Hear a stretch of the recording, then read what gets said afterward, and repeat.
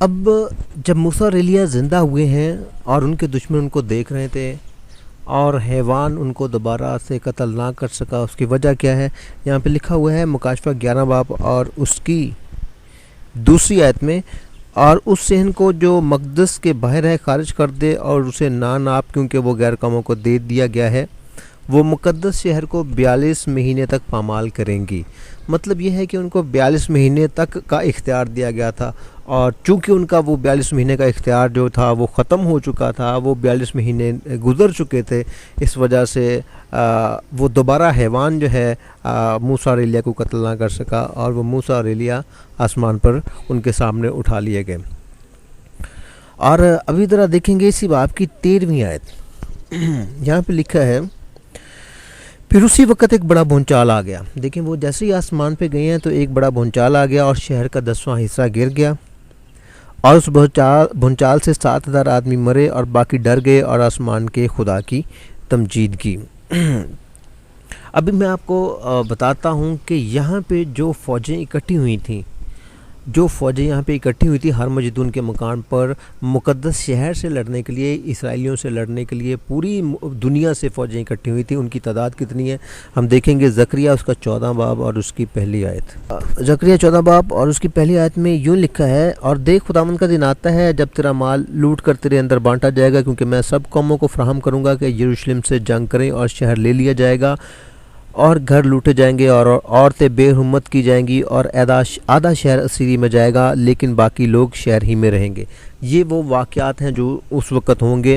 کیا لکھا ہے؟ سب قوموں کو فراہم کروں گا کہ یروشلم سے جنگ کرے، شہر لے لیا جائے گا، گھر لوٹے جائیں گے اور عورتیں بے حرمت کی جائیں گی، آدھا شہر اسیری میں جائے گا۔ اور لکھا ہے تب خداوند خروج کرے گا اور ان قوموں سے لڑے گا جیسے جنگ کے دن لڑا کرتا تھا۔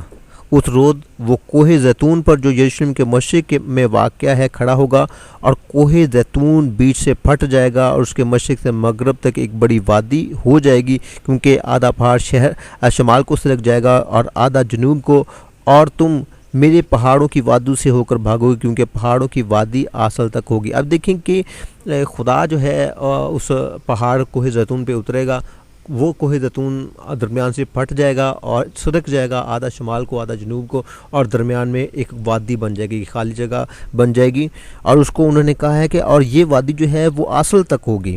اور آگے لکھا ہے جس طرح تم شاہ یہودا عزیہ کے ایام زلزلہ سے بھاگو گے، اسی طرح بھاگو گے کیونکہ خداوند میرا خدا آئے گا اور سب کرسی ساتھ۔ اب دیکھیں خدا آ رہا ہے، ساتھ میں اس کے کرسی بھی آ رہے ہیں، اور یہاں پہ کیا لکھا ہے کہ تم بھاگو گے کیونکہ وادی پہاڑوں کی وادی اصل تک ہوگی، جس طرح تم بھاگو گے، کس طرح؟ جس طرح تم شاہ یہودیہ عزیہ کے ایام زلزلہ سے بھاگے تھے۔ زلزلہ اور بھونچال ایک ہی چیز ہوتی ہے، اور ہم نے مکاشفہ 11 باب میں اور اس کی 13ویں آیت میں دیکھا کہ پھر بڑا بھونچال آیا۔ اب یہ بڑا بھونچال آیا ہے اور لوگ ڈر گئے ہیں، 10واں حصہ گر گیا ہے، اور میں آپ کو بتانے لگا تھا کہ یہاں پہ فوجوں کی تعداد کتنی ہے وہ ذرا دیکھیے گا۔ مکاشفہ کی کتاب اور اس کا 9واں باب 16ویں آیت میں لکھا ہوا ہے، اور فوجوں کے سوار شمار میں 20 کروڑ تھے، اور فوجوں کے سوار شمار میں 20 کروڑ تھے، میں نے ان کا شمار سنا، یعنی کہ پوری دنیا سے 20 کروڑ کی فوج جو ہے وہ وہاں پہ جمع ہوگی اور یروشلم کے خلاف لڑنے کے لیے اکٹھی ہوگی۔ اب میں آپ کو ایک اور چیز بتانا چاہتا ہوں کہ یہاں پہ جو لڑائی ہوگی وہ کس طرح کی ہوگی۔ اب یہ آیت میں آپ کو چاہوں گا زکریا 14 باب پر اس کی 8ویں آیت، ذرا 8ویں اور 9ویں آیت پڑھی جائے۔ پہلے تو یہ پڑھیں گے، اس کے بعد پھر ہم دیکھیں گے کہ لڑائی کیسی ہوگی۔ 8ویں اور 9ویں آیت میں کیا لکھا ہے؟ اور اس روز یروشلم سے آب حیات جاری ہوگا، جس کا آدھا بحر مشرق کی طرف بہے گا اور آدھا بحر مغرب کی طرف، گرمی سردی میں جاری رہے گا، اور خداوند ساری دنیا کا بادشاہ ہوگا۔ اس روز ایک ہی خداوند ہوگا اور اس کا نام واحد ہوگا۔ دیکھیں کہ یہاں پہ خدا نے کہا ہے کہ پھر خداوند جو ہے وہ ساری دنیا کا خداوند ہوگا، ساری دنیا کا بادشاہ ہوگا، اور اس روز ایک ہی خداوند ہوگا اور اس کا نام واحد ہے۔ یہاں پہ ایک بحر لکھا ہے نا، ایک بحر جس کا یہاں پہ بحر کا ایک ذکر ہے، آب حیات جاری ہوگا، جو آدھا بحر مشرق کی طرف بہے گا اور آدھا بحر مغرب کی طرف گرمی سردی میں جاری رہے گا۔ اب یہ وہ بحر ہے جو پہاڑ کے سرکنے سے درمیان میں جو وادی بننی ہے، وہاں پہ یہ بحر بن جانا ہے بعد میں۔ اسی بحر سے پھر جو ہے یہ جو بحر جہاں پہ جس کا ذکر ہے اسی بحر سے پھر تجارت ہونی ہے. پہلے بابل جو ہے وہاں اس کے ذریعے تجارت ہوا کرتی تھی، لیکن اب جب وہ خدا یسوع مسیح جب بادشاہت کریں گے اس وقت سے پھر جو تجارت ہوگی وہ اس کی جو بیس ہوگی وہ یروشلم ہوگا، اور اسی یروشلم سے تجارت ہوا کرے گی. اچھا، تو اس کے بعد میں آپ کو بتانا چاہ رہا تھا کہ یہ جو جنگ ہوگی یہ جنگ کیسی ہوگی. یہ زکریا کی کتاب 14 باب اور اس کی 12ویں آیت میں لکھا ہے، خداوند یروشلم سے جنگ کرنے والی سب قوم پر عذاب نازل کرے گا کہ کھڑے کھڑے ان کا گوشت سوکھ جائے گا اور ان کی آنکھیں چشم خانوں میں گل جائیں گی اور ان کی زبان ان کے منہ میں سڑ جائے گی.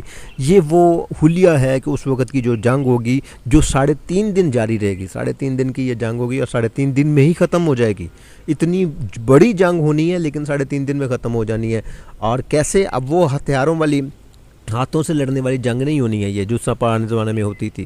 اب جو جنگیں ہوتی ہیں، اب ہیروشیما اور ناگاساکی میں جو بم گرا، دیکھیں کہ اس کی کتنی تباہی تھی، اور وہ ابھی آغاز تھا. اب کی ٹیکنالوجی اور اس وقت کی ٹیکنالوجی میں کتنا فرق ہے. اور ابھی جو ایٹم بم موجود ہیں یا ابھی جو گیسوں کے بم جو موجود ہیں وہ اس سے کہیں بڑھ کے ہیں. اور یہ اس جنگ کی نشاندہی کرتا ہے. یہ جو ورڈ یہاں پہ لکھا گیا ہے کہ کھڑے کھڑے ان کا گوشت سوکھ جائے گا. ایسی گیسیں استعمال ہوں گی، ایسے بم استعمال ہوں گے کہ بندہ کھڑا کھڑا وہیں پہ ختم ہو جائے گا. ان کا گوشت سوکھ جائے گا، ان کی آنکھیں چشم خانوں کے اندر گل جائیں گی اور ان کی زبان ان کے منہ میں سڑ جائے گی. اتنی زبردست جنگ ہوگی اور یہ 3.5 دن میں ہی ختم ہو جائے گی، اور 3.5 دن میں ہی خداوند یسوع مسیح جو ہے وہ فاتح ہوگا، اور پھر اس کے بعد وہ اپنے 1000 سالہ دور کا آغاز کرے گا. اب یہ لکھا ہوا ہے بائبل میں کہ اسرائیلی جو ہیں وہ اپنے خدا کو پہچان جائیں گے. اس کے لیے زکریا 12واں باب اور اس کی 9ویں آیت میں پڑھوں گا. اور میں اس روز یروشلم کی سب مخالف قوموں کی سب مخالف قوموں کی ہلاکت کا قصد کروں گا، اور میں داؤد کے گھرانے اور یروشلم کے باشندوں پر فضل اور مناجات کی روح نازل کروں گا، اور وہ اس پر جس کو انہوں نے چھیدا ہے نظر کریں گے، جس کو انہوں نے چھیدا ہے نظر کریں گے، اور اس کے لیے ماتم کریں گے جیسے کوئی اپنے اکلوتے کے لیے کرتا ہے، اور اس کے لیے تلخ کام ہوں گے جیسے کوئی اپنے پہلوٹے کے لیے ہوتا ہے. اب یہ دیکھیں یہاں پہ جو یہ آیت بیان کی گئی ہے زکریا 12 باب اور اس کی 10ویں آیت میں کہ وہ خداوند یسوع مسیح کی وجہ سے وہ پچھتائیں گے کہ انہوں نے کیوں اس کو جو ہے قتل کیا. اور یہاں پہ لکھا ہے کہ جس کو انہوں نے چھیدا تھا نظر کریں گے اور اس کے لیے ماتم کریں گے. تو یہاں پہ انہوں نے پچھتانا ہے. اور اب اس کے بعد جب یہ واقعات ہو رہے ہوں گے، خدا کے لوگ تو آلریڈی آسمان پہ جا چکے ہوں گے، کوئی خدا کا بندہ دنیا میں موجود نہیں ہوگا. تو یہاں پہ ایک منادی نظر آتی ہے. وہ منادی کون کر رہے ہیں؟ حوالہ نکالیں مکاشفہ کی کتاب اس کا 14واں باب اور اس کی آیت نمبر ہے 6. لکھا ہے یہاں پہ، پھر میں نے ایک اور فرشتہ کو آسمان کے بیچ میں اڑتے ہوئے دیکھا جس کے پاس زمین کے رہنے والوں کی ہر قوم اور قبیلہ اور اہل زبان اور امت کے سنانے کے لیے ابدی خوشخبری تھی. اب یہ دیکھیں، میں نے ایک اور فرشتہ کو آسمان کے بیچ میں اڑتے ہوئے دیکھا جس کے پاس خوشخبری تھی. کس کو سنانے کے لیے؟ ہر قوم، قبیلہ، اہل زبان اور امت کے سنانے کے لیے ابدی خوشخبری تھی. اس نے بڑی آواز سے کہا کہ خدا سے ڈرو. منادی کیا کہہ رہا ہے کہ خدا سے ڈرو اور اس کی تمجید کرو، کیونکہ اس کی عدالت کا وقت آ پہنچا ہے، اور اسی کی عبادت کرو جس نے آسمان اور زمین اور سمندر اور پانی کے چشمے پیدا کیے. وہ یہاں پہ تلقین کر رہا ہے کہ صرف اسی کی عبادت کرو اور اسی کی تمجید کرو. اور پھر یہاں پہ آپ کو 9ویں آیت میں یہی فرشتے کچھ اور کام کرتے ہوئے نظر آتے ہیں. وہ کیا کہتا ہے؟ پھر ان کے بعد ایک اور تیسرے فرشتہ نے آ کر بڑی آواز سے کہا کہ جو کوئی اس حیوان اور اس کے بت کی پرستش کرے اور اپنے ماتھے یا اپنے ہاتھ پر اس کی چھاپ لے لے، وہ خدا کے قہر کے اس خالص مے کو پیے گا جو اس کے غضب کے پیالے میں بری گئی ہے. اب یہاں پہ ایک فرشتہ ہے وہ صاف صاف اعلان کر رہا ہے کہ جس نے اس کی چھاپ لی ہے یا جو لے گا، جو کوئی اس حیوان اور اس کے بت کی پرستش کرے اور اپنے ماتھے یا اپنے ہاتھ پر اس کی چھاپ لے لے، وہ خدا کے قہر کی اس خالص مے کو پیے گا جو اس کے غضب کے پیالے میں بھری ہوئی ہے. اس سے ثابت ہوا کہ جو غضب کے پیالے ہیں وہ ان کے لیے جو ہے رکھے گئے ہیں جنہوں نے اس حیوان کی چھاپ لی یا اس کی پرستش کی. اس سے صاف واضح ہوتا ہے. اور یہاں پہ وارننگ دی جا رہی ہے کہ اگر کوئی چھاپ لے گا تو وہ خدا کے غضب کے پیالوں کی جو میں کا مزہ جو ہے وہ چکھے گا۔ اب ذرا دیکھیں گے غضب کے پیالوں میں کیا تھا۔ ہم دیکھیں گے مکاشفہ کی کتاب اور اس کا 16واں باب اور اس کی دوسری آیت۔ سب سے پہلا پیالہ جو ہے غضب کا پیالہ جو ہے جب انڈیلا گیا تو کیا ہوا؟ پس پہلے نے جا کر اپنا پیالہ زمین پر الٹ دیا، اور جن آدمیوں پر اس حیوان کی چھاپ تھی اور جو اس کے بت کی پرستش کرتے تھے ان کے ایک برا اور تکلیف دینے والا ناسور پیدا ہو گیا۔ جنہوں نے چھاپ لی ہوئی تھی، جیسے ہی وہ پیالہ الٹا گیا تو ان کے جسم پر ایک تکلیف دہ ناسور پیدا ہو گیا، صرف ان کے جنہوں نے چھاپ لی تھی۔ دوسرا پیالہ کیا ہوا ہے؟ دوسرے نے اپنا پیالہ سمندر میں الٹا اور وہ مردے کا سا خون بن گیا اور سمندر کے سب جاندار مر گئے۔ دنیا پہ صرف شیطان کے لوگ موجود ہیں۔ اب دوسرا پیالہ جو ہے سمندر پر الٹا گیا اور سارے جانور جو سمندر میں تھے وہ مر گئے۔ کیوں مر گئے؟ تاکہ جو شیطان کے لوگ ہیں ان کی خوراک کے لیے کچھ نہ رہے۔ اگر وہ زمینی خوراک ختم ہو جائے تو وہ بحری خوراک بھی نہ کھا سکیں۔ اس کے بعد تیسرے نے اپنا پیالہ دریاؤں اور پانی کے چشموں پر الٹا اور وہ خون بن گئے، اور میں نے پانی کے فرشتہ کو یہ کہتے سنا کہ اے قدوس جو ہے اور جو تھا، تو عادل ہے کہ تو نے یہ انصاف کیا، کیونکہ انہوں نے مقدسوں اور نبیوں کا خون بہایا اور تو نے انہیں خون پلایا۔ اب دیکھیں کہ دریاؤں پر اور چشموں پر یہ پیالہ الٹا گیا تاکہ وہ خون بن جائے۔ کیوں؟ تاکہ پانی پینے کے لیے نہ رہے۔ اب دیکھیں کہ دوسرے پیالے میں سمندری جاندار مر گئے ہیں اور ڈیفینیٹلی خوراک کی کمی آئی ہوگی اور وہ بھوک سے پہلے مر رہے ہیں، اور اس کے بعد تیسرے پیالے پہ پانی جو ہے وہ خون بن گیا ہے۔ تو اس کا مطلب ہے کہ پہلے وہ بھوک سے مر رہے ہیں اور اس کے بعد تیسرے پیالے پر وہ پانی سے مریں گے، کیونکہ اور پھر لکھا ہے کہ خدا نے انہیں خون پلایا، وہ اسی لائق ہیں۔